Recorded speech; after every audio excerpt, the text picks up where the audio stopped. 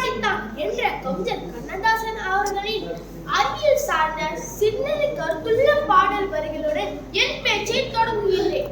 இன்றைய காலையிலிருந்து வரை கைகளில் தொலைபேசியின்றி யாரையும் போய் பார்க்க முடிவதில்லை. இதனை கொண்டு உலகில் எந்த பகுதியிலும் நிகழும் நிகழ்வையும் அறிந்து கொள்வதோடு பணப்பரிமாற்றம், இணையவழி கல்வி மற்றும் உணவை கூட கட்டளை அனுப்புவதன் மூலம் வீட்டுக்கு வரவழைத்துக் கொள்கின்றனர். இதற்கெல்லாம் ஆணிவேராய் அமைவது அறிவியல் தான்.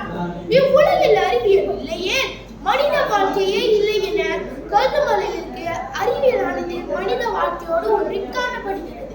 நண்பர்களே, மனிதனாக பிறந்தவன் எப்போதும் தனது வாழ்க்கையை இலகுபடுத்தும் ஒவ்வொரு காரணத்துக்காக கண்டுபிடிக்க ஆரம்பித்தானோ அன்றைய அறிவியலானது தோற்றம் பெற்று விட்டது. நமது அறிவியல் தோற்றத்தை சரியாக கணிக்க முடியவில்லை என்றாலும் நவீன அறிவியல் 17ஆம் நூற்றாண்டு அளவிலேயே தோற்றம் பெற்று விட்டது. ஆதி மனிதன் இக்கற்களை உரசுவதன் மூலம் தீப்பொறி உருவாக்குவதை கண்டுபிடித்தான். இது போன்று மனிதன் கண்டுபிடித்ததில் இருந்து சக்கரங்கள், உலோகங்கள் என மனிதனின் அறிவியல் கண்டுபிடிப்புகளின் பட்டியல் நீண்டு கொண்டே செல்கின்றது. அறிவியல் என்பது நம்மால் அறிந்த அளவிட மற்றும் முடிவுகளை எட்டக்கூடியவற்றை பற்றி மட்டுமே பேசுகின்றது. மேலும் மனித மொழிக்கு எட்டாதவற்றை பற்றியும் கணிக்க முடியாதவற்றை பற்றியும் அறிவியல் உலகம் இன்னும் தேடல் நிலையே இருக்கிறது. அன்பான தமிழ் உறவுகளே, விண்கலங்களை உருவாக்கியதன் மூலம் பூமியில் வாழ்கின்ற மனிதன் அண்டவெளிக்குள் இப்பூமியை விட்டு அண்டவெளிக்குள் நுழைந்து கோள்களை பற்றிய ஆய்வில் ஈடுபட்டும் வருகின்றார். அறிவியலின் பிரம்மாண்ட வளர்ச்சியானது மனிதனை பூமியை கடந்து மற்ற கோள்களில் குடியேறும் வழி அமைத்துள்ளது. அன்றாட வாழ்வை நாம் அறிந்தோ அறியாமலோ அறிவியலால் உருவாக்கப்பட்ட பல சாதனங்களை பயன்படுத்தி வருகின்றோம். அவை நமது செயல்பாடுகளை குறைப்பதோடு நேரத்தை மிச்சப்படுத்துகின்றன. குறிப்பாக மின்சாரம் இல்லாமல் ஒரு வாழ்க்கையை நாம் நினைத்து பார்க்க முடியாது. அந்த மின்சாரத்தை இந்த உலகிற்கு அளித்தது அறிவியலே.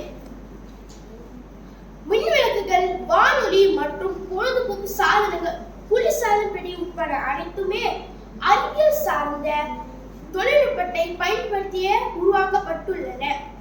மனிதர்கள் ஒவ்வொருவரின் அடிப்படை தேவையாக விளங்குவது போக்குவரத்து. போக்குவரத்து சாதனங்களான பேருந்து, மிதிவண்டி, தொடர்வண்டி மற்றும் விமானம் போன்றன அறிவியலின் தோன்றல்களே.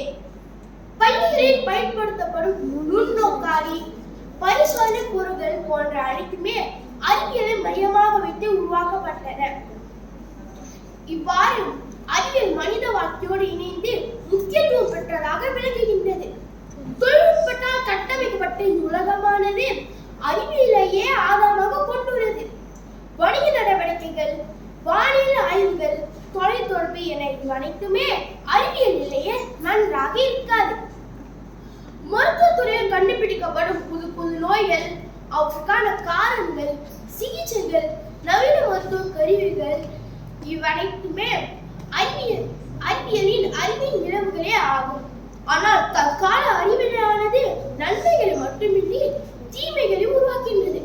உலகை பார்க்கின்ற அணு ஆயுதங்களை உருவாக்குதல், சூழலை பார்க்கின்ற இயந்திரங்களை உருவாக்குதல் போன்றவற்றை உதாரணமாக குறிப்பிடலாம். ஆகவே நண்பர்களே, புதியவற்றை கண்டுபிடிப்பதற்கும் உருவாக்குவதற்கும் அறிவியலை மனிதன் பயன்படுத்தி நன்மை பெற வேண்டும். மனித வாழ்க்கையோடு அறிவியலை இணைத்து அதனை நல்ல நோக்கத்திற்கு மட்டுமே பயன்படுத்தி சிறப்பாக வாழும் என்று கூறி விடைபெறுகிறேன். நன்றி.